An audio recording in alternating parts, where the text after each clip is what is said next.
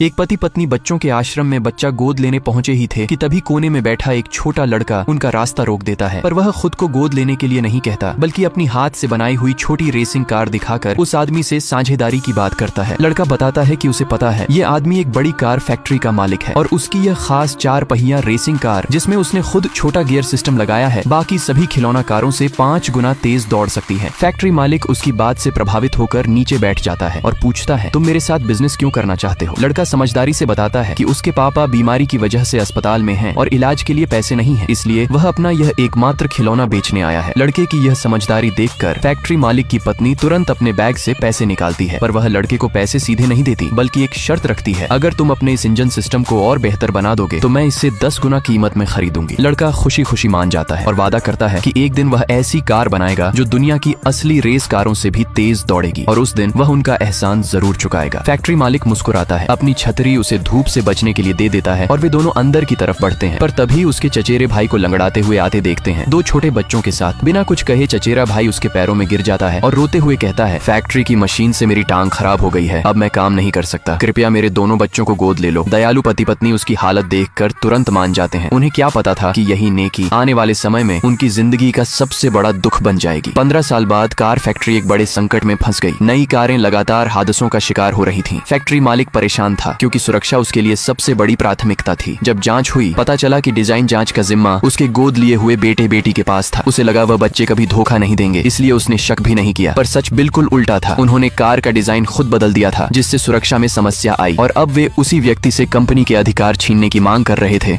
जिसने उन्हें पाला था। उधर बाहर फैक्ट्री में अफवाह फैलाई जा चुकी थी कि कंपनी डूबने वाली है। सैकड़ों कर्मचारी तनख्वाह मांगते हुए कार्यालय का घेराव कर लेते हैं। वही कर्मचारी जिन्हें वह कई सालों से परिवार जैसा मानकर चलता था, आज वही उसे बेईमान मालिक कहकर गालियां देते हैं। वह घुटनों पर गिरकर सिर्फ 1 दिन का समय मांगता है। सबके जाते ही वह अपनी सारी संपत्ति बेचकर सबका वेतन चुकाने की तैयारी करता है। उसी बीच एक और मुसीबत। उसे अस्पताल से फोन आता है। उसकी पत्नी को ब्रेन ट्यूमर है और सर्जरी में 2 लाख रुपए लगेंगे। वह टूट जाता है। पत्नी अपने सारे गहने, कपड़े और महंगी चीजें बेचकर उसे पैसे देती है। इसके बाद भी उसे 400 लाख की कमी रहती है। उसे याद आता है कि उसका चचेरा भाई, जिसे वह कई बार मदद कर चुका था, अब स्टॉक मार्केट में काफी पैसा कमा चुका है। वह उसके पास मदद मांगने जाता है, पर वहाँ उसे ऐसा धोखा मिलता है जिसकी उसने कल्पना भी नहीं की थी। चचेरा भाई कार से उतरकर अपने बिल्कुल ठीक ठाक पैर दिखाता है। उसे कभी कोई चोट लगी ही नहीं थी। उसने 15 साल पहले चोट का नाटक सिर्फ इसलिए किया था ताकि उसके बच्चे फैक्ट्री में घुस सकें। फिर वह फैक्ट्री मालिक को मजबूर करता है कि वह उसकी नई कार के सामने खड़ा हो जाए। उसे ब्रेक टेस्ट करना है। बीमार पत्नी की सर्जरी और टूटती कंपनी को सोचकर वह मजबूरी में मान जाता है। चचेरा भाई तेज गति से कार